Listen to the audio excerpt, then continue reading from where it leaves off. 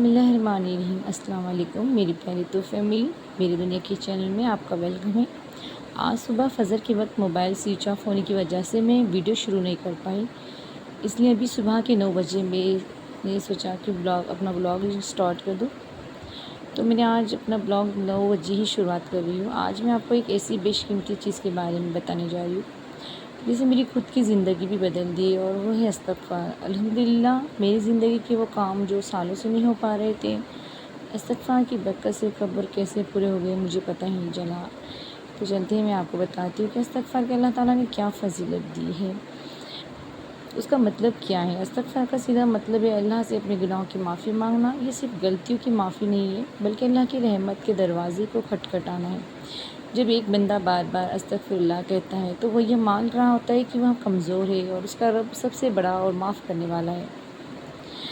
حدیث کے حوالے سے ہمارے نبی کریم صلی اللہ علیہ وسلم نے بھی فرمایا کہ جو شخص پابندی سے استغفار کرتا ہے، اللہ اس کی ہر مشکل کو آسان کر دیتا ہے، ہر غم سے اسے نجات دیتا ہے اور اسے ایسی جگہ سے رزق دیتا ہے جہاں سے اس نے سوچا بھی نہیں تھا۔ تو الحمدللہ میں حقیقت کہتی ہوں کہ استغفار کی اتنی فضیلت نازل ہوتی ہے کہ پوچھو مت۔ میں اپنی زندگی میں تو اس کے معجزات دیکھ ہی چکی ہوں، اور اللہ کے کلام کے معجزات ہے، بس ہمارا توکل سے اسے پڑھنا ضروری ہے۔ اور سب سے اہم بات، ہمارا رب پہ ہمارا پورا دل و جان سے یقین ہونا بہت ضروری ہے۔ آیت ہم کچھ بھی پڑھ لے، اور کہنے کو صرف اگر ہم اللہ کے نام کی بھی تصویر پڑھ لے، صرف اللہ کہنا ہی ہمارے لیے کافی ہے، وہ بھی دل سے، کیونکہ ہر چیز دل سے ہونا بہت ضروری ہے۔ اور اللہ پہ توکل جتنا ہمارا پکا ہوگا، ہماری زندگی اتنی آسان ہوگی، یہ تو میں مانتی ہوں۔ استغفار کے اتنے معجزات ہے کہ پوچھو مت۔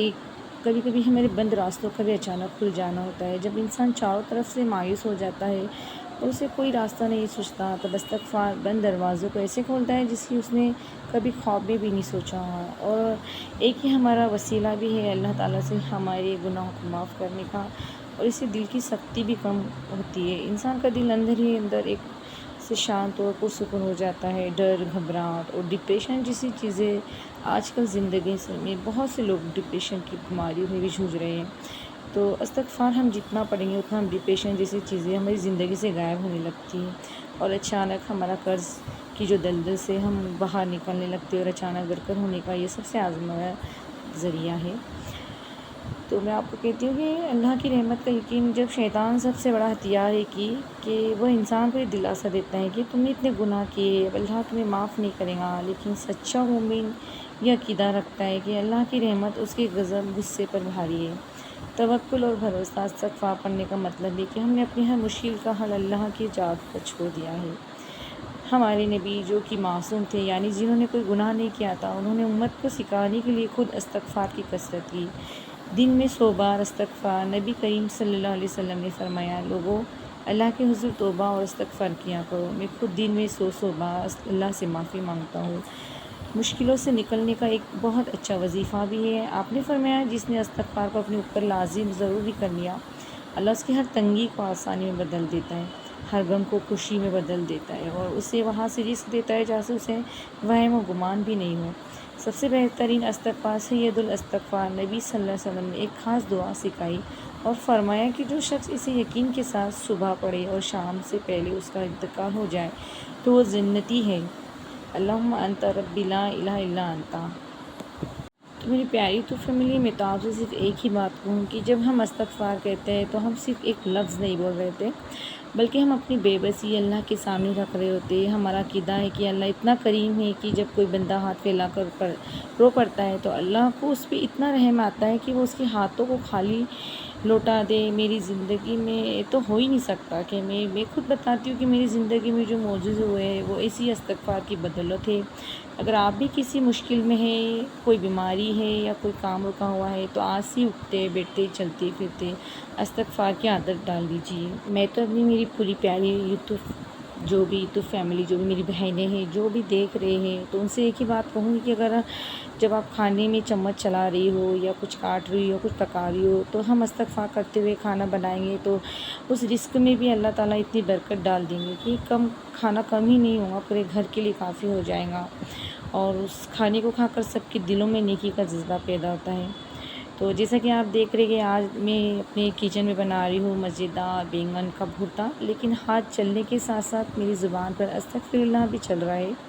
ہمارے پیارے نبی صلی اللہ علیہ وسلم نے فرمایا کہ جو شخص اٹھتے بیٹھتے کام کرتے استغفار کرتا ہے، اللہ اس کی ہر مشکل آسان کر دیتا ہے۔ میری پیاری بہنوں، گھر کے کام کو صرف بوجھ مت سمجھو۔ جب آپ جھاڑو لگا رہی ہو، برتن دھو رہی ہو یا کھانا بنا رہی ہو تو بس دل ہی دل میں استغفر اللہ پڑھتی رہے۔ آپ دیکھیں گے کہ جو کام آپ کو پہاڑ جیسا بھاری لگتا تھا وہ کب ہنستے کھیلتے ختم ہو گیا، آپ کو پتہ بھی نہیں چلے گا۔ یہی تو استغفار کا معجزہ ہے کہ ہمارے اللہ کا وعدہ ہے سورہ الانفال آیت نمبر 33۔ اللہ قرآن میں فرماتا ہے اور اللہ انہیں عذاب دینے والا نہیں ہے جب تک کہ وہ استغفار مانگتے رہیں گے۔ تو میں آپ سے ایک بات کہنا چاہتی ہوں کہ اللہ نے قرآن میں صاف کہہ دیا ہے کہ جب تک ہماری زبان پر استغفر اللہ رہے گا تب تک اللہ کی طرف سے ہم پر کوئی بڑی مصیبت یا عذاب نہیں آ سکتا۔ یہ استغفار ہماری زندگی کی سب سے بڑی سیفٹی ہے۔ جب اللہ کسی بندے سے محبت کرتا ہے تو اس کے دل میں ہی بات ڈال دیتا ہے کہ اٹھ اور مجھ سے معافی مانگ۔ اگر آج آپ کی زبان پر استغفر اللہ آ رہا ہے تو سمجھ لیجئے کہ اللہ آپ سے ناراض نہیں ہے بلکہ وہ آپ کو اپنے قریب بلا رہا ہے۔ ہمارے نبی صلی اللہ علیہ وسلم کی زندگی ہمارے لیے سب سے بہترین مثال ہے۔ کھانا بناتے ہوئے یا صفائی کرتے ہوئے آپ خود نبی پاک بھی ان باتوں کا ذکر کرتے تھے، اور وہ تو اتنے معصوم ہونے کے باوجود بھی انہیں رونا آتا تھا۔ ہمارے نبی پاک صلی اللہ علیہ وسلم کا کوئی گناہ نہیں تھا، پھر بھی وہ پوری طرح پاک تھے، پھر بھی وہ رات بھر رو کر اللہ کے سامنے گڑ گڑاتے تھے اور دن میں 70 سے 100 بار استغفار کرتے تھے۔ تو سوچو جب ہمارے نبی خود جو کبھی گناہ تو کرنا تو دور سوچ۔ تو میری پیاری تو فیملی، اب آپ کو ایک واقعہ بتاتی ہوں جو بہت مشہور واقعہ ہے۔ تو اسلام کے ایک بہت بڑے بزرگ گزرے ہیں جن کا نام حضرت حسن بصری تھا۔ ان کے پاس ایک شخص آیا اور بولا، حضرت میرے علاقے میں سوکھا پڑ گیا ہے، بارش نہیں ہو رہی ہے، دعا کیجیے۔ انہوں نے کہا استغفار کرو۔ پھر دوسرا شخص آیا اور بولا، میں بہت غریب ہوں، تنگ حالی ہے، کوئی راستہ بتائیں۔ انہوں نے اس سے بھی کہا استغفار کرو۔ پھر تیسرا شخص آیا اور روتے ہوئے بولا، میری شادی کو کئی سال ہو گئے لیکن کوئی اولاد نہیں ہے۔ حضرت حسن بصری نے اسے بھی یہی مشورہ دیا، جاؤ اور کثرت سے استغفار کرو۔ پاس بیٹھے ایک شخص نے حیران ہو کر پوچھا ان سے کہ حضرت مشکلیں 3 الگ الگ تھیں لیکن آپ نے سب کو ایک ہی علاج کیوں بتایا؟ تب انہوں نے مسکرا کر کہا، میں نے اپنی طرف سے کچھ نہیں کہا بلکہ قرآن کی سورہ نوح میں اللہ نے خود وعدہ کیا ہے کہ جو استغفار کرے گا اللہ اسے بارش بھی دے گا، مال بھی دے گا اور اولاد بھی دے گا۔ تو چلیے میں آٹا گوندھتی ہوں روٹی کے لیے، اور میری ویڈیو پر آپ بنی رہیے اور دیکھتے رہیے میری پیاری بہنوں۔ جیسے کہ میں ایک بات بتانا چاہتی ہوں کہ جو میں بھی بھرتا بنا رہی ہوں، پھر ابھی میں اس کے بعد آٹا گوندھ گی تو میں بار بار گوندھنے سے یہ نرم روٹی بنانے کے لائق بنتا ہے۔ تو ٹھیک ویسے ہی جب ہم بار بار استغفار کہتے ہیں تو ہمارا سخت دل بھی اندر سے نرم ہو جاتا ہے۔ گناہوں کی وجہ سے جو دل پتھر بن چکا ہوتا ہے استغفار اسے موم جیسا بنا دیتا ہے، پھر اس دل میں اللہ کی محبت اور دوسروں کے لیے ہمدردی پیدا ہوتی ہے۔ روٹی بنانا، کھانا کھلانا یہ صرف گھر کی ذمہ داری نہیں ہے، یہ ایک عبادت ہے۔ اگر ہم بسم اللہ پڑھ کر اور استغفار کرتے ہوئے اپنے شوہر، بچوں اور پریوار کے لیے کھانا بنائیں گے تو یقین مانیے اس کھانے کو کھانے کے بعد گھر سے لڑائیاں اور جھگڑے ختم ہو جائیں گے۔ گھروں میں جو آج کل برکت اڑ گئی ہے، بیماری آ گئی ہے، اس کی بڑی وجہ یہ ہے کہ ہم کھانا بناتے سمے دنیا بھر کی باتیں سوچتے ہیں یا فون میں گانے فلمیں لگا دیتے۔ بہت سے لوگ کرتے ہیں استغفر اللہ، میرے یہاں تو میں نہیں کرتی ہوں، گانا سننا تو دور ہم سوچتے بھی نہیں اور نہ الحمدللہ نہ میرے بچے سنتے ہیں ماشاءاللہ۔ کیوں نہ ہم آج سے اپنی عادت بدلے، ہاتھ میں بیلن ہو، توے پر روٹی ہو اور دل میں اللہ کا خوف اور زبان پر توبہ ہو۔ اللہ رب کریم اتنا مہربان ہے کہ ہماری اس محنت کو بھی عبادت میں لکھ دے گا۔ ہمارے نبی صلی اللہ علیہ وسلم نے فرمایا ہے کہ ہر وہ کام جو اللہ کے ذکر کے بنا شروع کیا جائے وہ ادھورا رہتا ہے، اس لیے ہر روٹی کے ساتھ اللہ کا شکر ادا کریں۔